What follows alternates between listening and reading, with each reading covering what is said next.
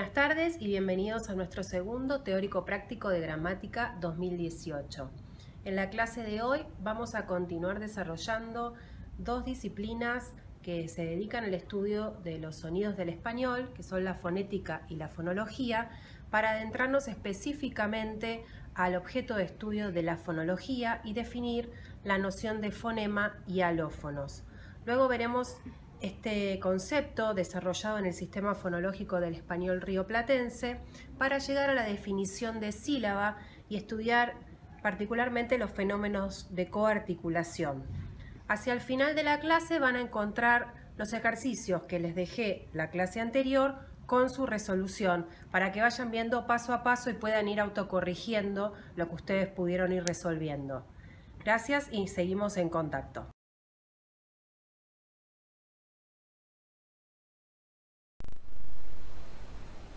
Retomando lo que vimos en nuestro último teórico práctico, señalamos que las disciplinas que estudian los sonidos que usamos para comunicarnos son la fonética y la fonología, que mientras la fonética estudia el significante del habla, la fonología estudia el significante de la lengua.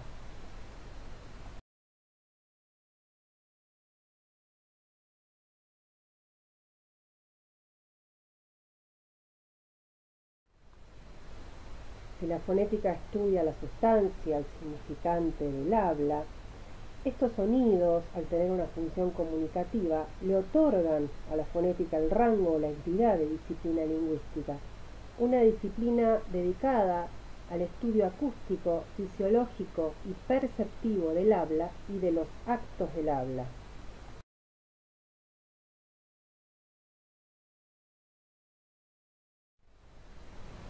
La fonología, que indaga sobre las diferencias fónicas que cumplen función distintiva en la lengua, es una disciplina que obviamente estudia los sonidos que usamos para comunicarnos, pero tiene como objeto central abarcar las invariancias o los patrones de sonidos que en todas las lenguas del mundo subyacen a las innumerables variantes fónicas y que cumplen la función de producir diferencias de significado y de este modo contribuir al uso de múltiples ítems léxicos.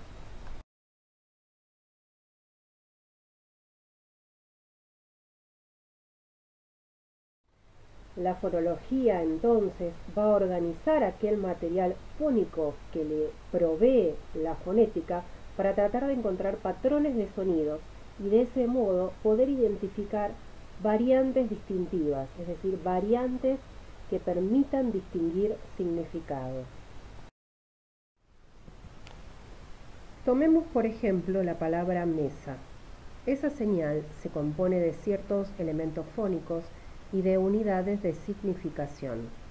Si comenzamos a descomponer esa palabra, vamos a encontrar que tenemos obviamente dos planos, el de la expresión y el del contenido, o el del significante y significado, porque mesa es un signo. Ahora bien, ese conjunto de elementos fonéticos, los que se apoyan en el plano de la expresión, podrían analizarse en unidades menores o más simples. Entonces podemos descomponer mesa en dos sílabas, me y sa, pero a su vez esas dos sílabas se pueden seguir descomponiendo en elementos menores. Tenemos 4 elementos, e, s y a. Esos 4 elementos podrían ser usados en otra palabra para generar otro significado. Eso es lo que llamamos economía del lenguaje. Con un conjunto reducido de elementos podemos constituir múltiples mensajes y a su vez la conmutación de un elemento por otro nos permite distinguir un mensaje de otro. Por ejemplo, mesa de masa. En pantalla podemos ver un conjunto de 5 palabras que forman una serie: paso, peso, piso, pozo y puso. ¿Cuál es el elemento que cambia entre una y otra palabra? A, E, I, O, U. Esos elementos son lo que llamamos vocales, pero esas vocales además son fonemas, Los fonemas son unidades mínimas y autónomas del plano de la expresión cuyo contraste permite distinguir significado.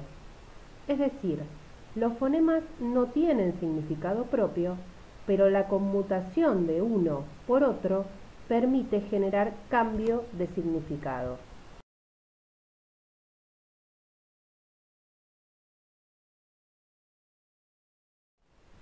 Un fonema es una unidad mínima y autónoma, porque puede segmentarse e identificarse en la cadena. Esto es fundamental. El fonema no es una unidad del plano del significado, sino del significante, pero su contraste permite distinguir significado.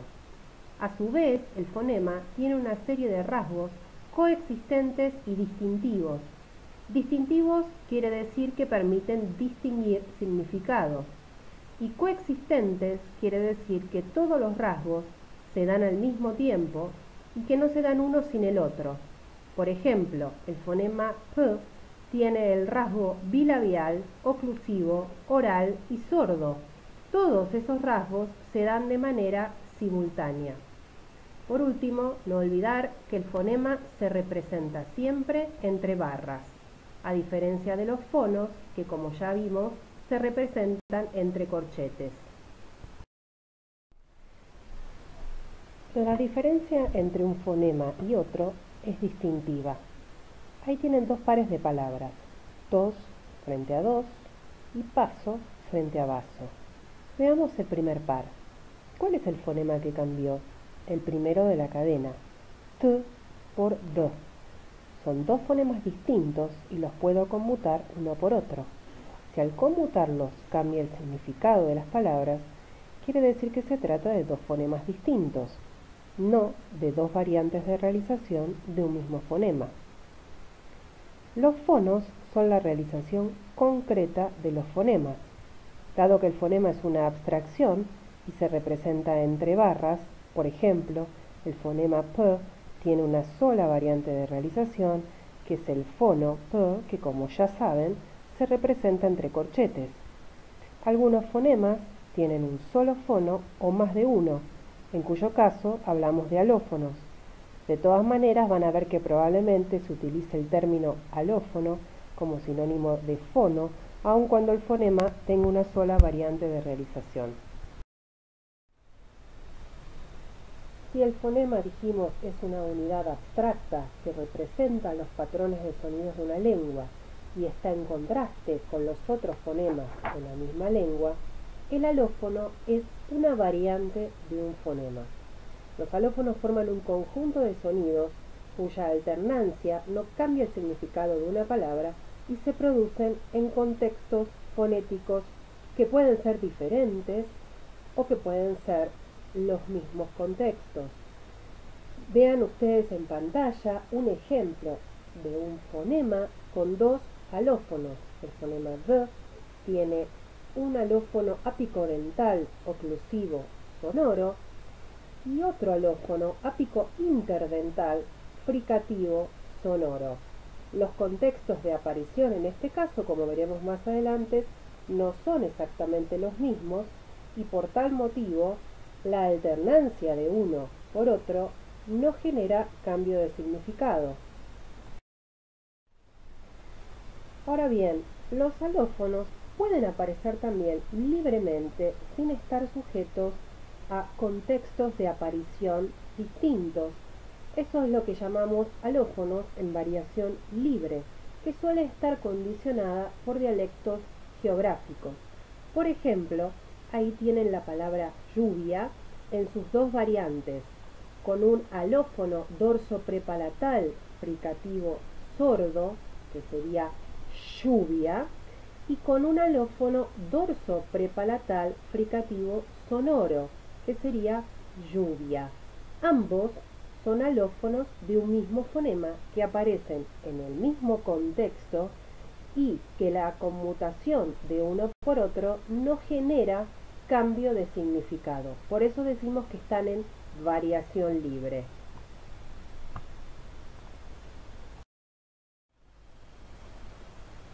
En otros casos, la aparición de los alófonos puede estar condicionada por una determinada distribución, que es lo que llamamos distribución complementaria. Se da cuando unos alófonos aparecen o suelen aparecer siempre en una posición y otros en otra posición que suele ser fija. Ahí tienen en pantalla los alófonos del fonema bilabial.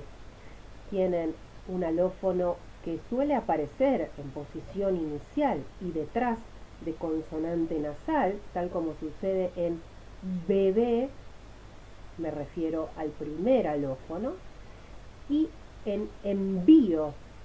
Sin embargo, en la palabra uva aparece el alófono fricativo, que es el que se suele dar en posición intervocálica. Se dice entonces que el alófono oclusivo y el fricativo están en distribución complementaria, porque donde aparece uno no suele aparecer el otro y viceversa. Para distinguir si dos sonidos constituyen dos fonemas diferentes o si se trata de dos variantes de un mismo fonema, podemos intentar conmutar las dos realizaciones y ver si cambia el significado o si no sucede tal cambio de significado. En el caso de que tengamos lo que llamamos un par mínimo, en donde los fonemas se suceden en el mismo orden y en el mismo contexto, la alternancia de un sonido por otro y su consecuente cambio de significado nos estará indicando que se trata de dos fonemas distintos. Eso es lo que sucede en el par mínimo cana, cara, en donde aparecen dos alófonos que representan a dos fonemas distintos. ¿Por qué? Porque la conmutación de n por r genera cambio de significado aún en el mismo contexto. Sin embargo, si comparamos calla con calla, vemos que estos dos fonos son alófonos de un mismo fonema, porque la alternancia de uno por otro en el mismo contexto no genera cambio de significado. Entonces, en el primer par estamos frente a dos fonemas distintos, en el segundo frente a dos alófonos de un mismo fonema. Cuando describimos los sonidos de una lengua nos referimos a vocales y consonantes definidas en términos de rasgos fonológicos convencionales, pero estos rasgos deben referirse a fenómenos fonéticos observables. Entonces, cada una de las disciplinas que hemos diferenciado o intentamos diferenciar tienen distintas unidades de análisis que en forma general se distribuyen así: fonemas para la fonología y fonos y alófonos para la fonética. En pantalla ustedes pueden ver el cuadro de los sonidos que usamos en el español rioplatense, es decir, que esos son los fonos y alófonos que detecta y sistematiza la fonética. Veremos a continuación cómo la fonología sistematiza patrones de invariancias a partir de ese material que le ofrece la fonética. El aporte de la fonética es hacer inventarios de índices articulatorios y acústicos que permitan describir la estructura material de un fonema. Y la función del fonema, como unidad mínima que carece de significado, es la de contribuir a la distinción de este, o sea, del significado, en la lengua. Esta es parte de la tabla del sistema fonológico del español de Buenos Aires, en lo que refiere específicamente a las vocales. Es decir, si el aporte de la fonética es hacer esos inventarios de índices articulatorios y acústicos que permitan describir la estructura material de un fonema, aquí lo que estamos mostrando es justamente este sistema de fonemas que se establece a partir de estos índices ofrecidos por la fonética. La tabla muestra las relaciones entre las unidades de diferentes disciplinas. Entonces, estos conceptos pueden aclararse aún más si recurrimos a la diferenciación entre lo que es la transcripción ortográfica de una palabra, la fonológica y la fonética. Vemos aquí la parte que corresponde a las consonantes de la tabla que representa el sistema fonológico del español de Buenos Aires. Lo que se muestra justamente es la transcripción ortográfica, es decir, la grafía, el fonema que le corresponde o esa unidad abstracta de representación del sonido, y los alófonos, que pueden ser uno o más de uno según el caso. Lo que estamos viendo aquí, que se ve claramente en la transcripción, es que esos detalles fonéticos contribuyen a la sistematización dentro de la dinámica del habla corrida de fonos y alófonos, que son las unidades del análisis. La tabla muestra estas relaciones entre las unidades de las distintas disciplinas. Y como vamos a ver a continuación, se clarifica mucho más si hacemos la transcripción ortográfica, fonológica y alofónica de las palabras. Pueden ver en pantalla 4 ejemplos de palabras transcritas en la primera columna ortográficamente, en la segunda fonológicamente y en la tercera alofónicamente. Como se observa en la transcripción fonológica, lo que se está representando es el fonema como unidad mínima que carece de significado, pero que contribuye a la distinción de significado en la lengua. Y en la tercera columna, en la de los alófonos, se muestran las diferencias fonéticas que tienen que ver con índices articulatorios y acústicos que no generan diferencias distintivas, pero que sí tienen que ver con los sonidos de una lengua específicamente pronunciados o articulados por los hablantes en términos de rasgos fonéticos observables.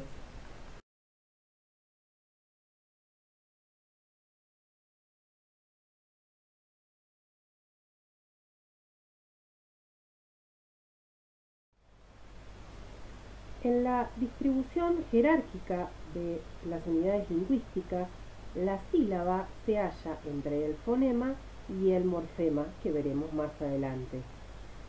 La sílaba es el punto en el que hay una cierta facilidad de ubicación, pero una cierta dificultad en la definición.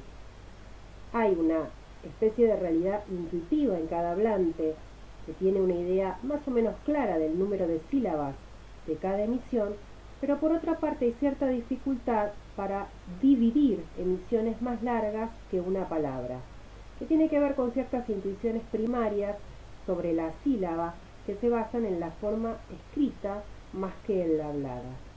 Generalmente surgen dos tendencias, una que estudia la sílaba fonética y otra que se mantiene en una afinidad muy marcada con ella, pero que atiende más a la distribución de fonemas dentro del marco silábico. Esto es lo que llamamos sílaba fonológica. En muchas lenguas puede definirse como la unidad más pequeña que es capaz de constituir una emisión base por sí misma.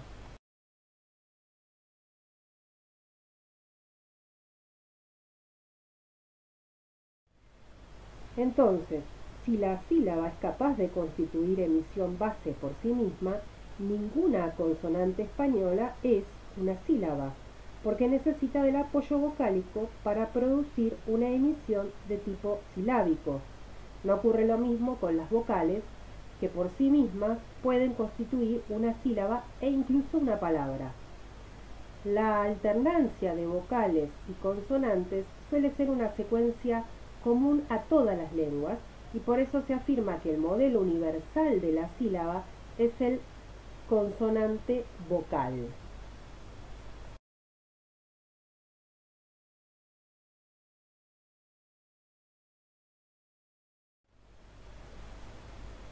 En el habla continua es difícil establecer límites para la sílaba fonética, pero sí se puede recurrir a la teoría para delimitar la sílaba fonológica y describir la distribución de los fonemas, es decir, ver cómo y qué fonemas se combinan en cuáles sílabas. Y esto es porque la sílaba, como unidad básica del habla, es una unidad motora articulatoria óptima, entre otras razones porque permite que las consonantes se produzcan con el núcleo vocálico o se coproduzcan con el núcleo vocálico sin demasiada interferencia articulatoria. Recordemos que en las vocales el movimiento del cuerpo de la lengua es un proceso relativamente lento, mientras que los articuladores para las consonantes se ajustan rápidamente. Además hay una tendencia a distribuir consonantes sobre la sílaba con un mínimo de desplazamiento espacial articulatorio y un mínimo de energía expandida por parte de las consonantes. Las lenguas del mundo tienden a acomodar los segmentos de una sílaba en el sentido de que segmentos adyacentes envuelven articuladores compatibles. Esto se observa claramente en algunos grupos consonánticos. Por otra parte, las consonantes más sonoras tienden a ubicarse más cerca del pico que las que no lo son. Los hablantes no producen los fonemas uno por uno como sonidos discretos e invariantes. La naturaleza continua del habla implica, más bien, gestos coarticulados que indican superposición y fusión de segmentos en la producción de vocales y consonantes. El fenómeno de coarticulación implica la influencia de un segmento sobre otro que garantiza la velocidad de la transmisión sin pérdida de información. Es decir, se produce este fenómeno entre segmentos de habla contiguos y no contiguos, pertenecientes o no a la misma sílaba. Ahí tienen en pantalla el ejemplo de gresca, que va con una oclusiva dorsopalatal sonora por efecto de la E, que es una vocal palatal, aunque estos dos sonidos no estén pegados. Estos fenómenos coarticulatorios, como ven en los ejemplos de abajo, son fuertes y bidireccionales, porque la influencia de un segmento sobre otro se da en dos direcciones. El ejemplo de disco nos muestra que la delante de velar y después de vocal I se transforma en fricativa dorsopalatal sorda, es decir, esperaríamos una dorsovelar, pero por efecto de la vocal palatal I aparece esta consonante dorsopalatal. En cambio, en asco sí aparece la dorsovelar porque se ubica o se coarticula después de la vocal A, que también lo es. Lo mismo sucede en mano, en donde el rasgo nasalidad puede extenderse sobre el segmento a la izquierda, lo que llamamos coarticulación regresiva, como hacia la derecha, lo que denominamos coarticulación progresiva o anticipatoria. Eso es lo que tenemos marcado con los diacríticos sobre la A y la O. El efecto coarticulatorio genera articulación de vocales nasalizadas. En el habla corrida, una consonante final de palabra silabifica con la vocal inicial de la palabra siguiente. Este es uno de los fenómenos coarticulatorios que podemos mencionar. Por ejemplo, en las palabras mar azul, la consonante final de mar silabifica con la primera vocal de azul, mar azul. La noción de límite de palabra en relación con la división silábica desaparece durante el habla rápida y surgen cambios en el eslabonamiento de vocales y consonantes. En las fronteras silábicas del español hay mayor probabilidad de que la posición final sea ocupada por una vocal más que por una consonante. En este sentido, el caso de fusión más elemental consiste en el traslado de una consonante final de palabra a la vocal inicial de la palabra siguiente. Allí tienen el ejemplo de con eso, que silabifica de la siguiente manera: co, ne, so. En algunos casos se dan fenómenos de fusión, supresión y alargamiento vocálico. Por ejemplo, en las palabras hasta acá suele suceder que se aspire la S y que se suprima una de las vocales A o se alargue una de esas vocales, que es lo que tienen marcado allí con ese punto o ese diacrítico que señala el alargamiento de la A. El sistema tiende a que todas las fusiones configuren combinaciones de tipo consonante-vocal, que como dijimos es el modelo silábico preponderante.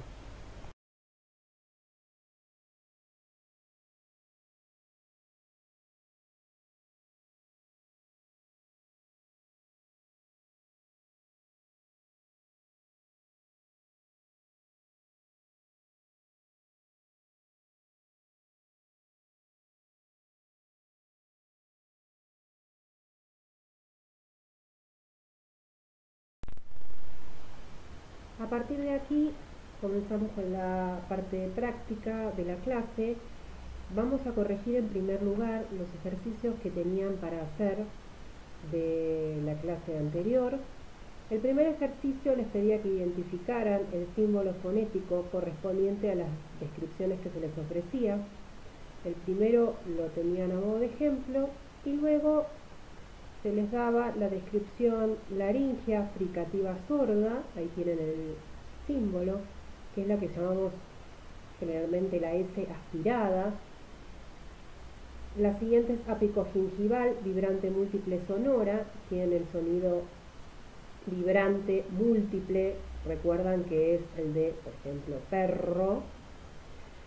En tercer lugar aparece la bilabial oclusiva nasal sonora y la última es la ápico-interdental fricativa sorda, que no tenían en el cuadro, pero que es usual, aunque no en el español rioplatense, que es la de, por ejemplo, zapato, en donde la lengua, la punta de la lengua, hace contacto entre los dientes incisivos superiores e inferiores.